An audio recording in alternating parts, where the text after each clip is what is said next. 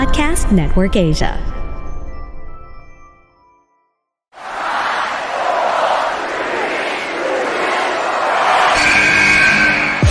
What's going on? This is Xavier Woods, aka Austin Creed. Welcome to the big time! Hello, WWE Universe in the Philippines. This is Charlotte. You know your damn role and shut your damn mouth. Hey everyone, this is Jeff Cobb. I have to finish the story. We are pretty deadly. Yes, boy. Yes, boy. Hello, my name is Ilya Dragunov, the Star. Bang! The sniper is shooting you down. This is TMDK's Robbie Eagles, and you are listening to the Wrestling Podcast.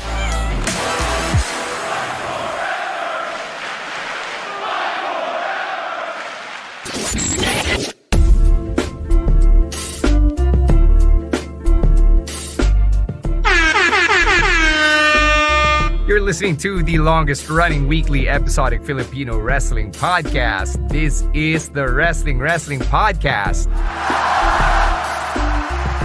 Stan C, Romoran, Emil ASH, all checking in for another Picks of the Week episode. No Chino, no Rowan, because life gets in the way sometimes, but we do roll with whatever life throws at us, so it's the three of us serving you our Picks of the Week. But before we get to our favorite wrestling bits from the week, let's tell you about some of the huge things happening on our neck of the woods, starting off with our viewing party over at Hobby Stadium this weekend.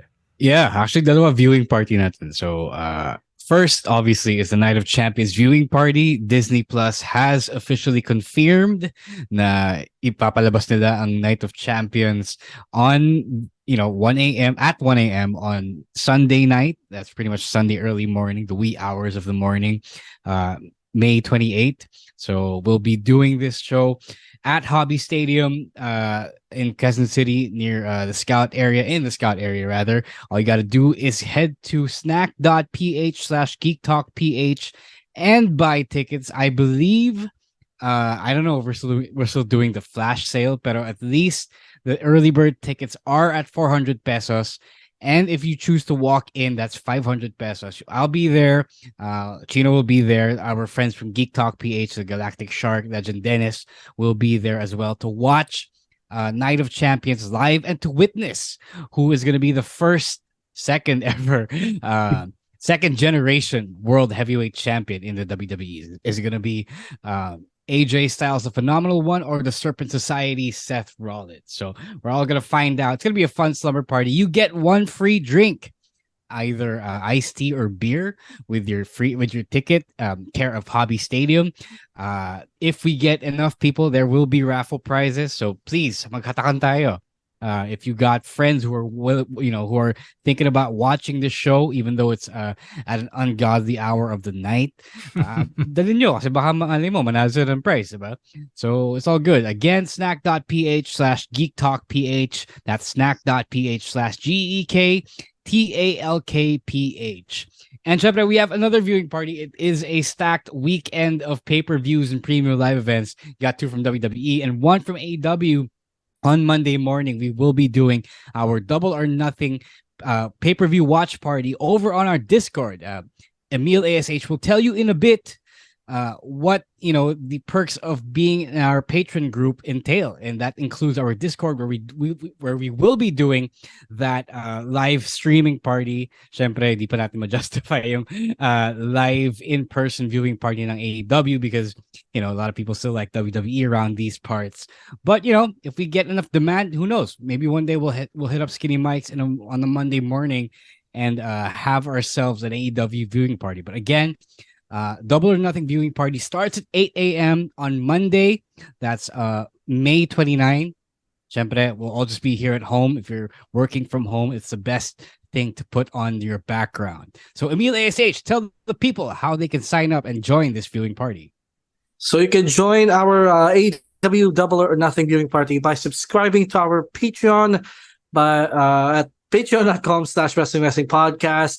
You can subscribe for as low as $5 or in a local currency. It's around 275 pesos. Like Rose said already here, you can get to join our Discord server where we will have the AEW Double or Nothing viewing party. But aside from that, you can also interact with your fellow podcast in our Discord. And also, other perks of being a patron is our pasabais, which finally I got my T-shirt today. So if you want to get your authentic wrestling merch, WWE and NJPW, AEW merch, you could get it through us. The next one isn't that far off, so if you want to get in on that, you could do that by subscribing to our Patreon. And we do also have some review content of the local wrestling shows like Raw, SmackDown, NXT, Dynamite, and some local wrestling events as well, courtesy of my fellow ASH Rowan. And by subscribing to our Patreon, you're supporting everything that we do here on the pod. So again, please subscribe to our Patreon at patreon.com/wrestling podcast. Yun. Emil ASH really improving on those ad reads. That's what happens when you show up and do the work. Yes, sir. All right, let's get to our picks. Let's start off with Chino. So we're just going to breeze through this because none of us have seen Fast X yet on this call except for Chino. So Fast 10, it's already out. I want to catch it, but I just didn't have the time. Apparently, si Chino my time. And basically what he loves about it is that it is wrestling adjacent because John Cena. And because he AA somebody through a house, and they let Jacob Toretto be a babyface this time around, which if you caught Fast 9, spoiler alert, he does turn face towards the end. I'm not sure if you guys know about the secret / uncredited cameo. No, I do not. No, I don't. Is this something you'd like me to spoil? No, I mean, okay lang, but what about our listeners who might be, raring to catch Fast 10? For our listeners who don't want to be spoiled by Fast 10, just skip 30 seconds, all right? This is your spoiler warning. Skip the next 30 seconds, and then we'll pick up where we left off. So DJ makes an appearance as Luke Hobbs. All right. No, it's not quite a spoiler because the movie Dirt Sheets rather they already kind of talked about it, diba? We needed confirmation that it actually happened. Yeah, no, I thought that they confirmed it because the Dirt Sheets were saying that they made up si DJ and si Vin, parang Vin. Yun, nag-ano daw sila, nagbati na. Nagbati ba sila? So good for them, I guess. Wait. Yeah. Will you actually be watching Fast 10 to theaters? Like, I think I'll just wait for it on Netflix or something. Yeah, same here. I'm gonna probably wait. I think it should be on Max. On Max, right. Yeah. So Fast 10. If you're looking for, no, I mean, like guys. we can talk about it a little bit because I've seen the reviews about it. Like, I've seen people talk about it. I've seen friends talk about it.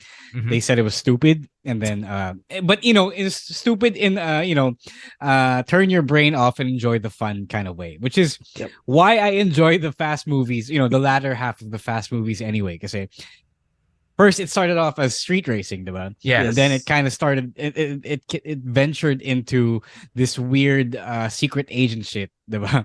And then it just really started getting weird. So I loved all of those phases, and I kind of love the current phase. So yes, it's not like Casablanca or whatever prestige movie you like, but it's never designed to be.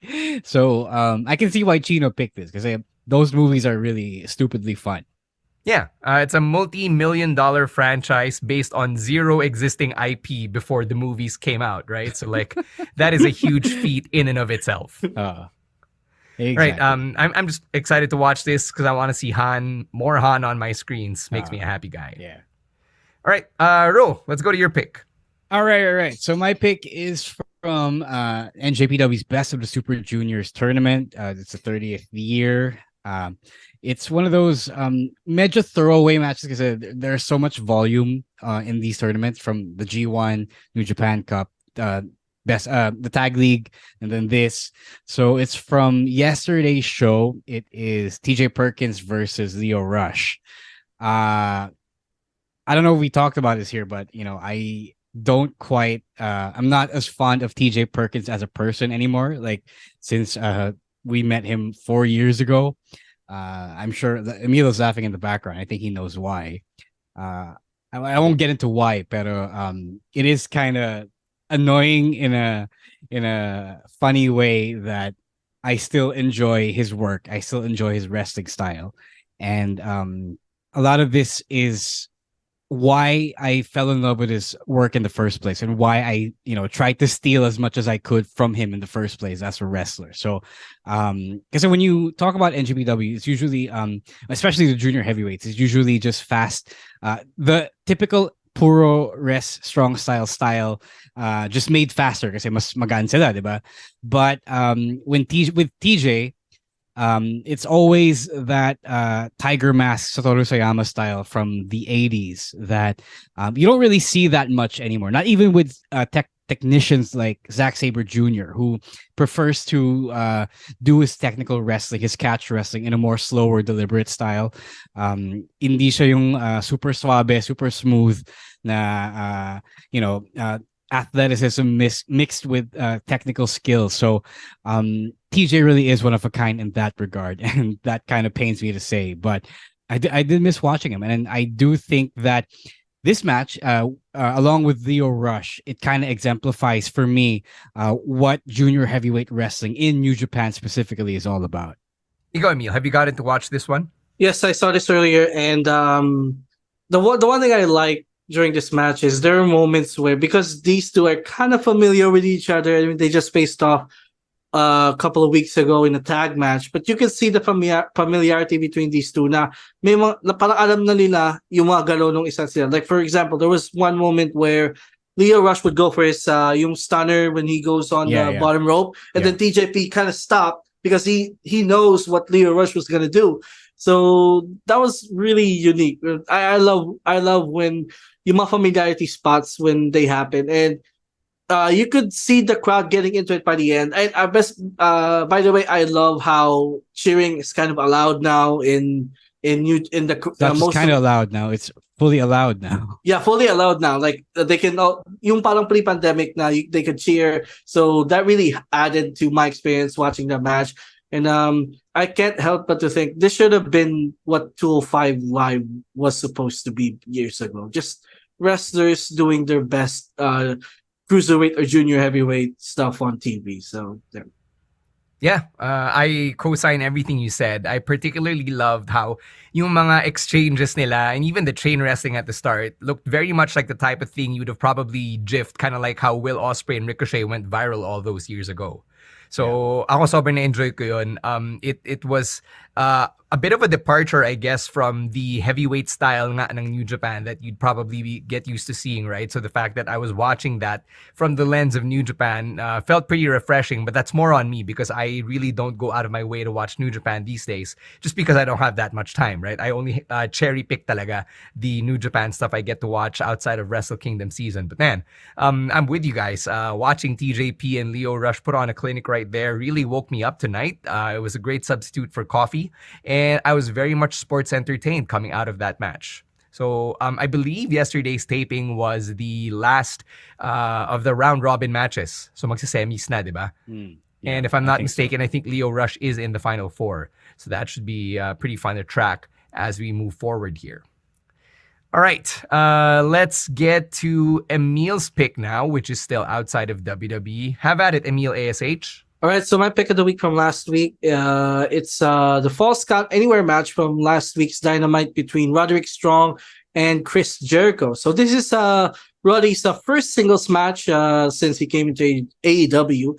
And I love that the babyface actually outsmarted the heels for once, with Roddy basically baiting Chris Jericho to go outside where Adam Cole is waiting for him.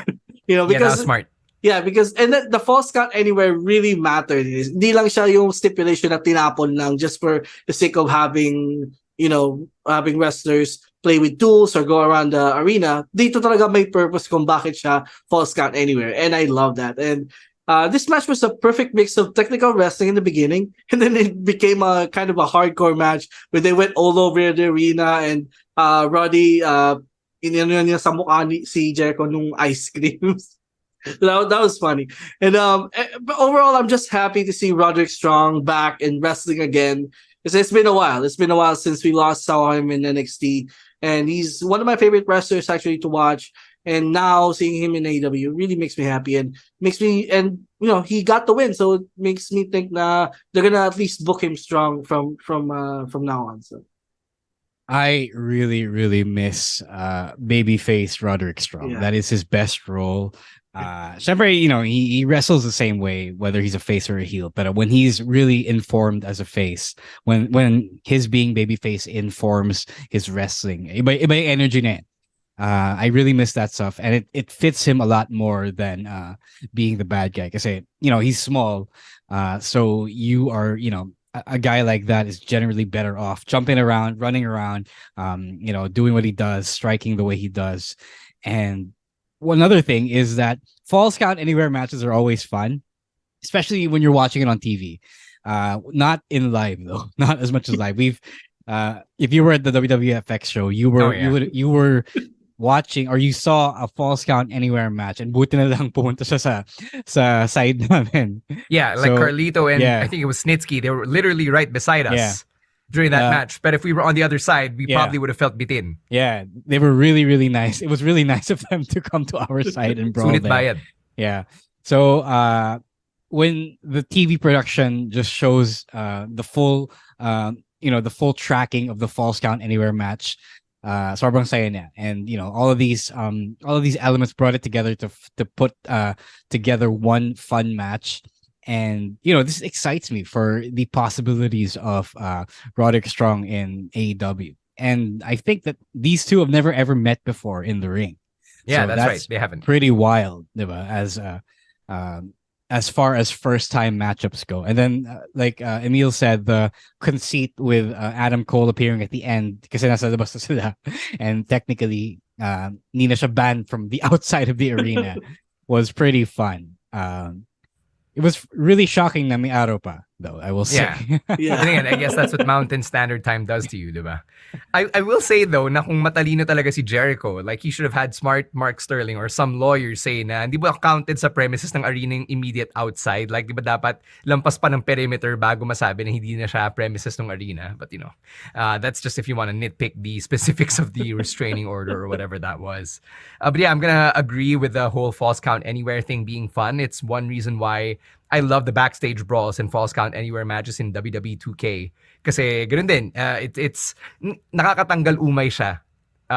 Just seeing the same things over and over again. And then I really love how having Adam Cole and Roderick Strong go up against Chris Jericho legitimizes them. Even though they don't need it, they kind of still do need it because these were guys who people were saying now, oh, they're going to have a spot on the main roster, but then they never had that spot on the main roster. So for them to be in this featured position in AEW alongside someone like Chris Jericho really does make them more legit now in the eyes of the larger wrestling audience, whether or not people still want to argue the semantics of that. Yeah. Right? So there, those are the first three picks for this week. We'll take a quick break. When we come back, we'll cross over to WWE where Rowan's pick and my pick are from. But first, a quick word from our other podcasts right here on Podcast Network Asia. And we're back with more of your picks of the week. As always, if you want to send them in and add to the conversation, it is at Wrestling2XPod on TikTok and on Twitter. Let's go to Raw from last week. And Rowan picks the Intercontinental Championship Battle Royal, or the number one contenders Battle Royal, rather, for a match against Gunther at Night of Champions. Now, see, Rowan and I actually share this love for Battle Royals. Although I wouldn't want a Battle Royal every week, I love it when they happen. So it was pretty cool na you have this layer of unpredictability just because looking at that card, I did have my own predictions for who I thought would end up winning, and seeing Mustafa Ali blindside everybody was a nice little surprise. So I'm pretty happy with that. It was also great seeing JD McDonough get introduced. Sinimulan niya na rin yung feud niya with Dolph Ziggler, attacking him post-match, and seeing Mustafa Ali not just win the Battle Royal, but end up messing with Gunther and Kaiser and Vinci in the back really makes me happy as a Mustafa Ali fan, because this guy is back on the radar. It's like, I don't know, it's like the second straight year na this time of the year siya fini-feature, because remember last year, around this time of the year din siya nagkaroon ng US Championship match on a PLE. So, I don't know, not that I care about the timing of it all, but just the fact that we're getting a Mustafa Ali PLE match is pretty cool for Ali fans like you and I. Yeah, really good. So I didn't expect it as well, because syempre, you never know who comes out of these things, and it's doubly strange because they're in Saudi and you don't really know the specifics of that, and putting Mustafa Ali on a singles platform such as that. So we'll see. I guess Muslims are Muslims, but you never know how they will react to that kind of matchup, diba? For battle royals, I don't quite like them as much because they usually start out really overwhelming.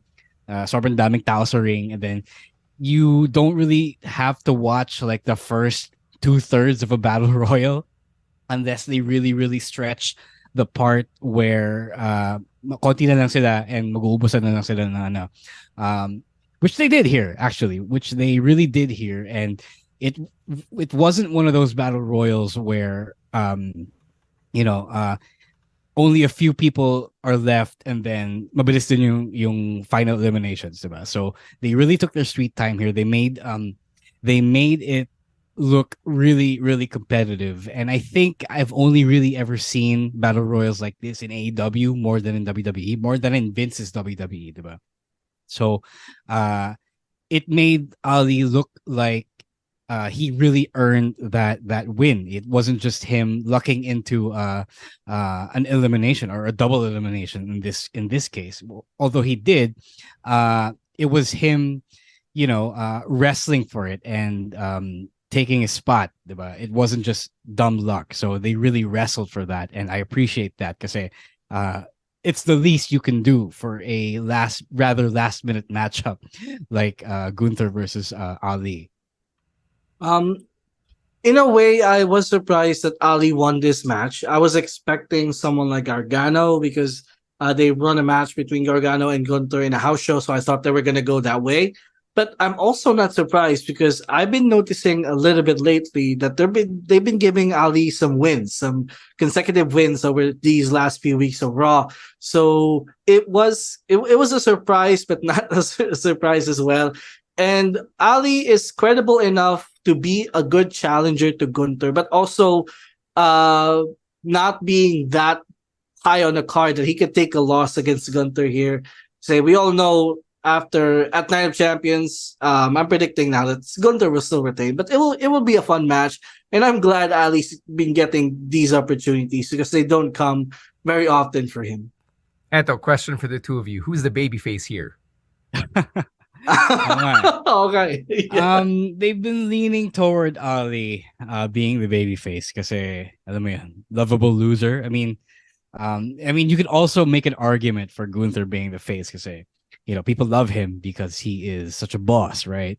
So I guess it's one of those things where like in New Japan it just is. It is actually strangely pretty Japanese when you think about it because in Japan they don't usually go by face versus heel. It's usually who the crowd wants more is who gets cheered more. So maybe it's like that here. So maybe it's not worth arguing who the face or the heel is.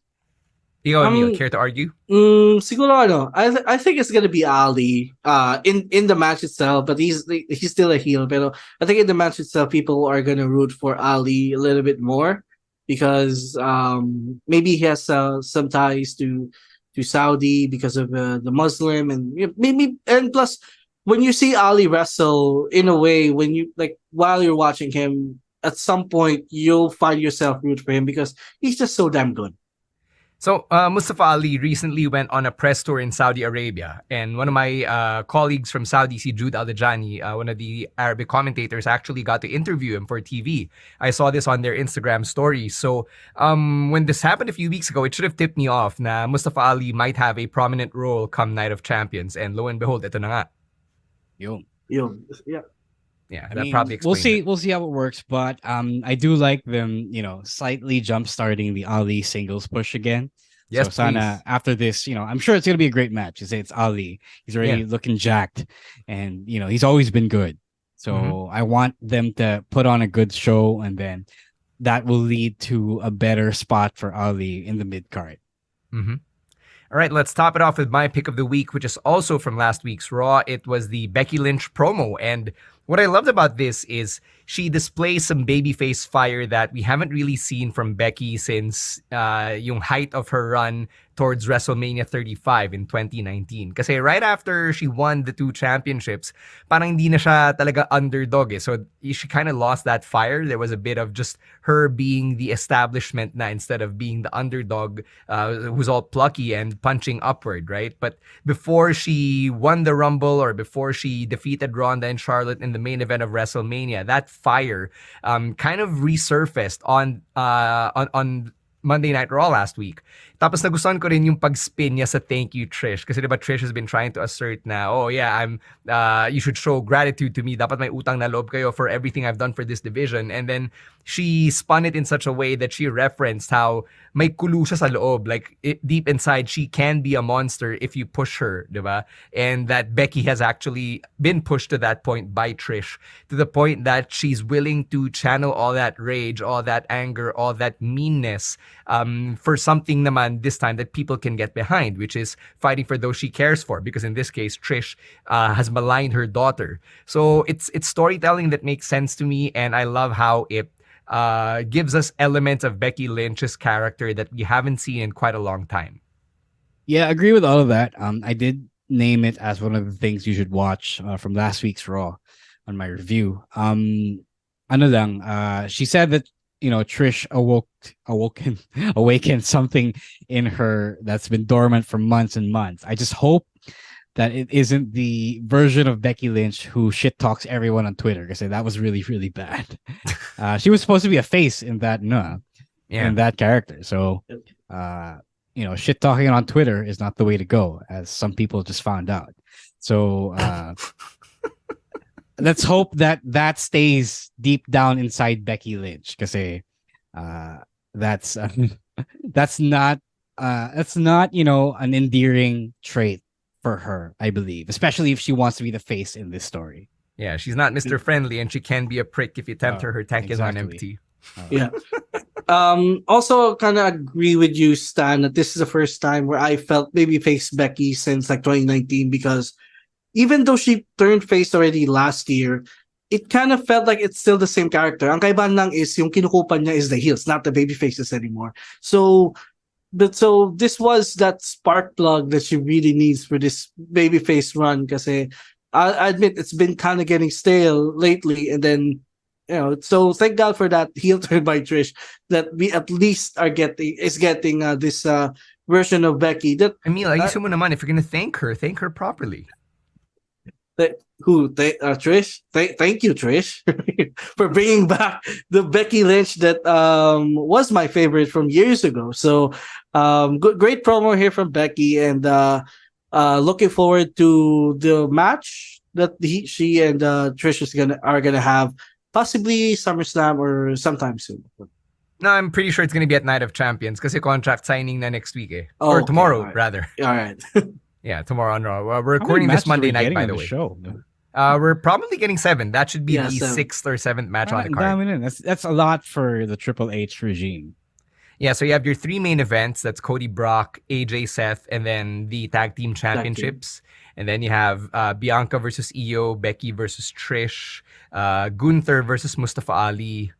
And there's probably one more match that I am not remembering right now. But yeah, as far as I know, parang 6 or 7 matches dapat for Night of Champions. I'm actually Googling it as we speak.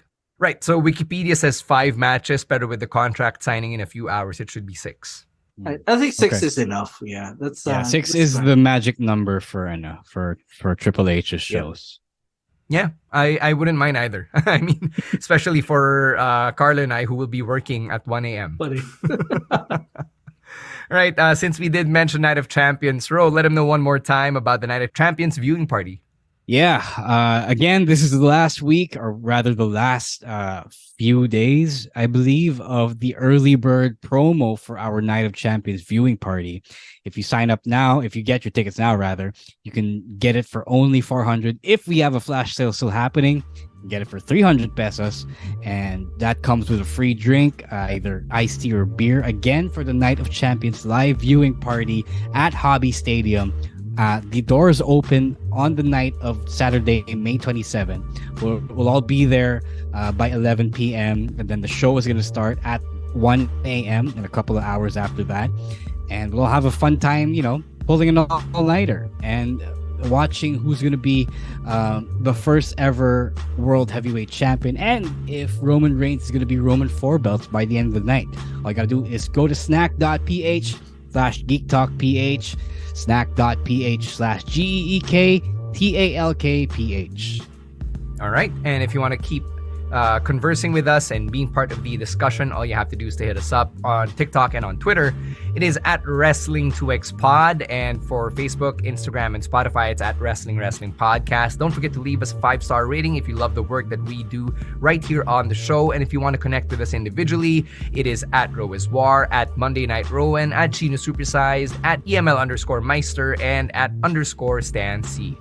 Thank you very much to our babyface producers over at PNA for all of the work that they do behind the scenes. And we'll catch you on Thursday for our supersized predictions episode. Kasi ang dami natin ipapredict between Night of Champions, Double or Nothing, and NXT Battleground. Holy shit.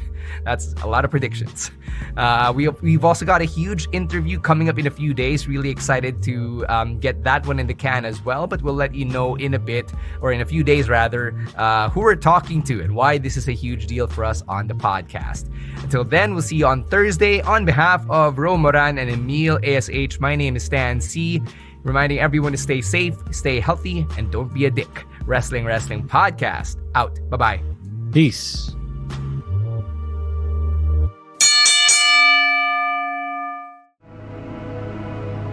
The views and opinions expressed by the podcast creators, hosts, and guests do not necessarily reflect the official policy and position of Podcast Network Asia, the hosts of the program, or other programs of the network.